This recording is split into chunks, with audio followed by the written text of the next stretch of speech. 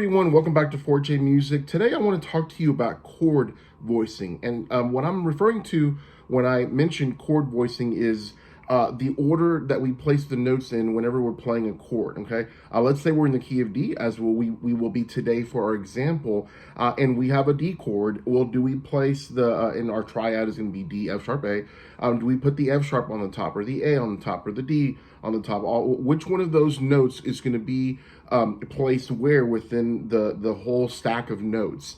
And so that really makes a huge difference with how your chord and your playing blends in with everybody else in the ensemble. And so that's why it's really important to pay attention to those details.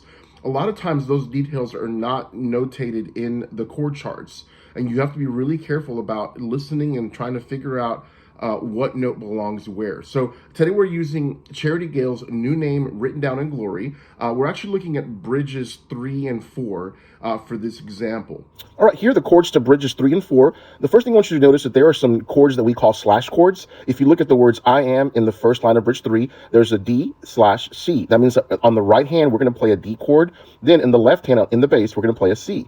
Now, that's also significant because in bridge 4, we have a similar chord. Even though it's notated the same, we're not going to play it the same way. All right, so there's our chord chart. You'll see that we start off on a D chord. What I would actually play is a D chord, but have the F sharp on top, okay? So that's the voicing I would use. And then I think the next chord is a D over C. Keep the right hand the same, and move the left hand down to C. Then go to a G over B, but we're gonna voice that and just move the F sharp to the G here. Keep the D there, move the A to a B there, and play a B in the bass. There's our G over B. And the next one is G minor over B flat, and we're just gonna bump that down like this. Both of these fingers move down, okay? Then the next time we have a different chord that we haven't seen yet in that sequence, it's gonna be a D over A, but now we're gonna, instead of playing the D this way, we're gonna play this way in root position in the right hand, and our left hand will be playing an A, okay, like that. Then we're gonna keep the right hand the same, but go to D over C. Then our G over B chord will be a little bit different because now we're in a different voicing in the right hand. You notice we went to a different order of notes.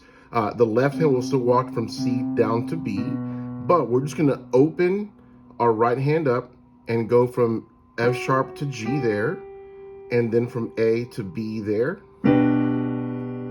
And then for our G minor over B flat chord, we're just gonna bring the outer notes down to that chord right there. So from the beginning,